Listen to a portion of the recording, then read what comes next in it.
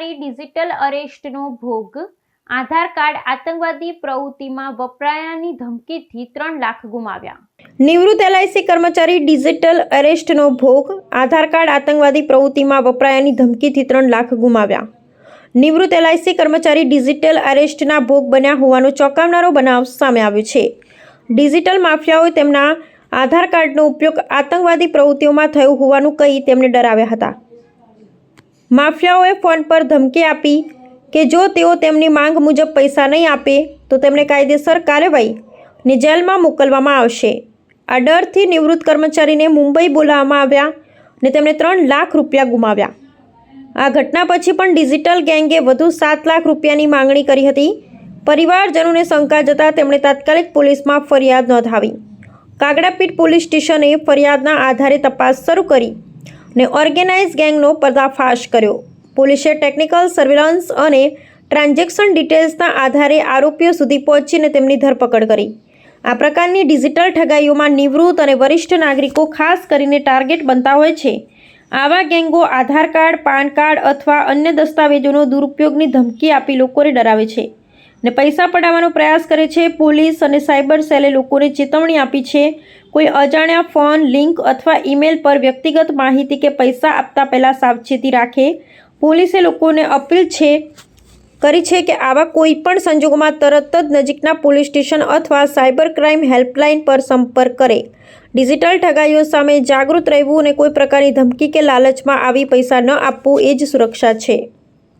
એરેસ્ટના ગુનાઓ સમગ્ર ભારતમાં ખૂબ વધી રહ્યા છે। તે અનુસંધાને એક કાગડાપીઠ પોલીસ સ્ટેશન વિસ્તારમાં જ એક વ્યક્તિને ફોન આવેલ હતો અને ફોનમાં તેઓએ પોતાની પહેચાન મુંબઈ પોલીસના અધિકારી તરીકે આપીને તેઓને તેવું ધમકાવ્યા હતા કે જે વ્યક્તિ છે તેનો આધાર કાર્ડનો ઉપયોગ ટેરરિસ્ટ એક્ટિવિટીઝમાં થયો છે અને એ એક્ટિવિટીઝને લીધે તેઓની ગુનેગાર પ્રવૃત્તિને લીધે તેઓને મુંબઈ પોલીસ અત્યારે રસ્તામાં છે તેને પકડવા આવી રહી છે।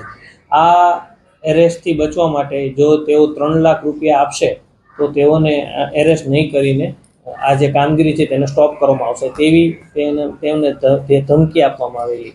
જે કાગડાપીઠ વિસ્તારના જે વ્યક્તિ છે તેઓએ ડરીને આ અલગ અલગ એકાઉન્ટમાં તેઓએ 3 લાખ રૂપિયા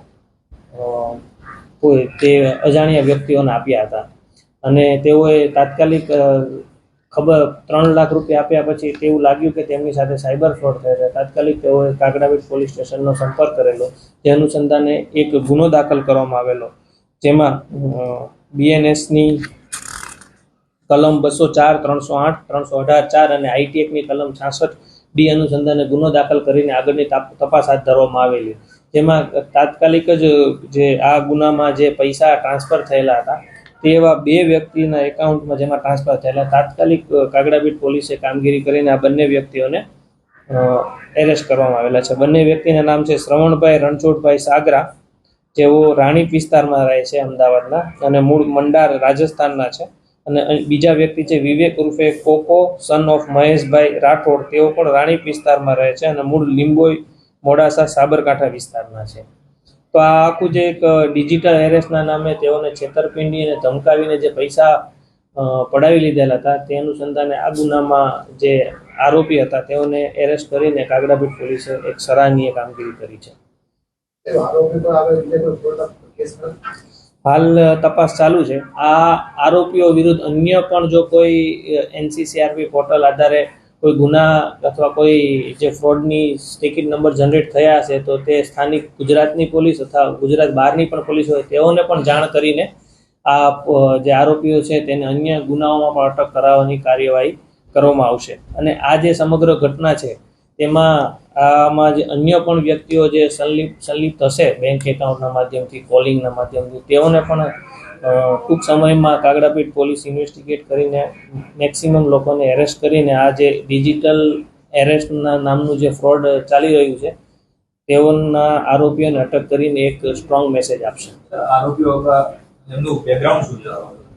આરોપીઓ હાલ કોઈ ખાસ કામ કરી રહ્યા નથી, પરંતુ ક્યાંક ને ક્યાંક બેંક એકાઉન્ટ આપવાના જે આખા જે ફ્રોડ ચાલતું હોય છે તેનો એક ભાગ છે।